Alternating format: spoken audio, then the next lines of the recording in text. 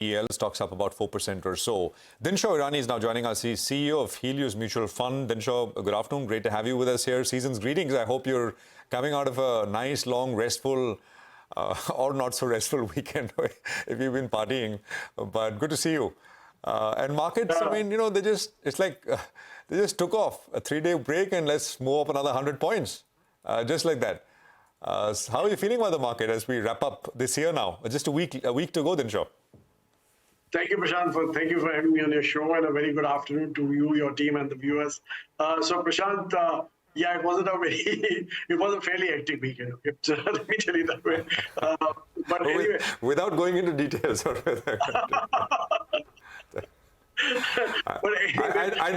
know you like to shake a leg once in a while. So I know. Go on, then. Go on. Anyway, so as I was saying about the markets, I think it's about time to. But the fact was that the biggest hurdle in the market was obviously the elections, the central one, which is supposed to come in May.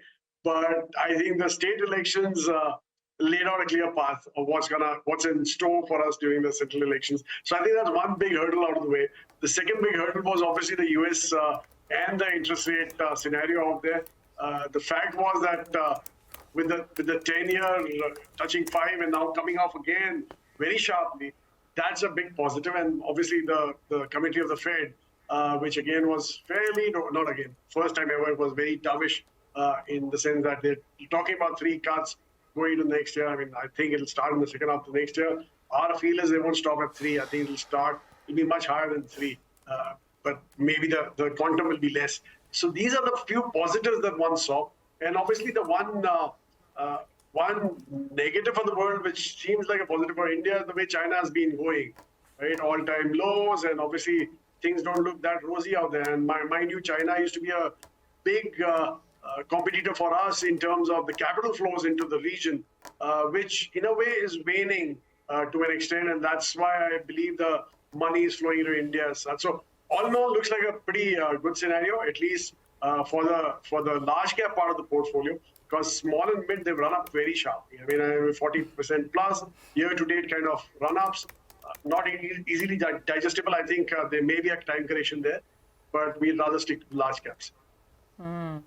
Dinshaw, hi. Good afternoon, season's greetings. You've led me to my next question. I was going to ask you a fun question, basically. So if someone's getting a big fat bonus as the year is, getting over, that's not me. I'm just saying anyone, someone. Should they be putting that money in a large cap fund, or stick to a small cap or a mid cap, or I don't know, flexi cap? Where's the money to be made? If you want to cut one check to a fund house, what kind of a fund should it go in? Banking, maybe? I don't know. A banking fund, which has been an underperformer? Surabhi, sorry, I forgot to greet you all season's greetings when I started off, but thank you for reminding me. But anyway, I think it should be a flexi cap, and especially since we have only one flexi cap in our fund house. So that's what I'm saying. But more seriously, I think the fact is that it should, obviously, I mean, when you're talking about large caps, it shouldn't be purely a large cap, because you have to have some kind of a leeway as and when. So as I said, that our feel is that there's a time correction to be had in mid and small cap part of the market, because basically I don't think there are any negatives apart from the valuations. Valuations are stretched, but as we all know, valuations can be unreasonably high for a very long time. So the fact is that you need some negative trigger, which doesn't seem to be the case in that part of the portfolio. So maybe the large caps will rally up to catch up with the mid and small in terms of valuations as such, and from there probably we take it up again another day as and when the results come out, we'll be able to analyze. So I think a flexi cap would be the ideal way to go, because you need to have that openness to even shift the weights as and when you feel that there's a small cap, mid cap rally about to happen. Dinshaw, afternoon, Rima here.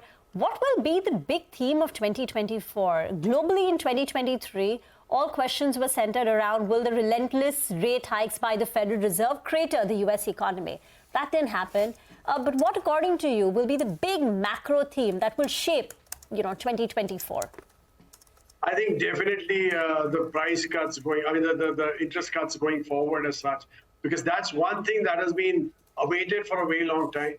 In fact, December 21 is when the when they started hiking rates as such, and it's been like 2 years and some months going forward as such. At least they've abated the interest rate hike. So I think it'll be the cuts happening. And mind you, whenever the cuts happen, it's mainly the asset book doesn't adjust so easily. It's the liability side of the book which adjusts. So you may see some again healthy growth in NIMs going forward for a smaller extent as such. But the fact is that the asset growth also will kick in. So I think financials is a big theme that one has to play out. In fact, we are totally overweight in financials. I mean, all across, be it banks or NBFCs or even in the insurance space. No, got that. So, I just want to ask you about one particular segment, which is real estate. Dinshaw, we put out a piece a few days back in terms of how the index itself is now, the Nifty Real Estate Index is at a new high, but lots of stocks are not. They're still pretty far away from their respective peaks. What's the best way to get some exposure here if one doesn't already have exposure? Actually, institutional exposure in this space is not that large, right? Right. Agree, Prashant. But the fact is that they're very, so I'll talk about myself, ourselves. In fact, the fact is that we are very concerned about the way that businesses run also, right? So there are quite a few gray areas out there which you need to avoid. So you need to be in a stock which is mainly in a metro-centric market, because we are looking at only luxury selling right now. Luxury as in higher ticket items selling right now. So you need to be in a metro-centric play. You need to be in a play which is not only into residential, but also into, say, commercial and retail, and obviously has a good leasing portfolio going forward. So these are the kind of mixes you need to look out for, and it shouldn't be debt heavy, because that's one thing that can, if the cycle turns, that can drag you down as such. So, and fairly limited amount of plays in that kind of a mix. So that's why we've got only one player with us, and I think we're quite happy with that story. DLF, right? I mean, in that sense, which fits the bill. Yeah, it's there in my portfolio. I mean, you can look at a mutual fund and you can see that. Yeah. That's about. Yeah. Dinshaw, just a word on the primary market. Does that worry you at all? Primary market or any other space where you think there's a bit of froth where one needs to exercise caution now? No, actually, it's a really good question, because primary seems to be, so basically, I mean, whenever these kind of frothiness happens in the primary market, it's time to be cautious, because your retail guys are getting stuck there. And frankly, what do I say, with valuations of 50, 60 times for an engineering company and for a diamond retailer and stuff like that. I mean, come on, you have better players in the listed space as such. The fact is that there's a dearth of ideas, and that's why people are jumping onto that. But I would rather be very careful in that space, and I'll be very cautious. In fact, we've not participated in any of the IPOs of late as such. So.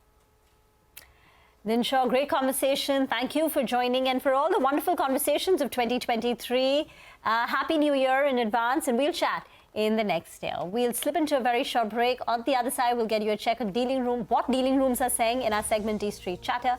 We'll also get you a few BTST calls from our technical experts.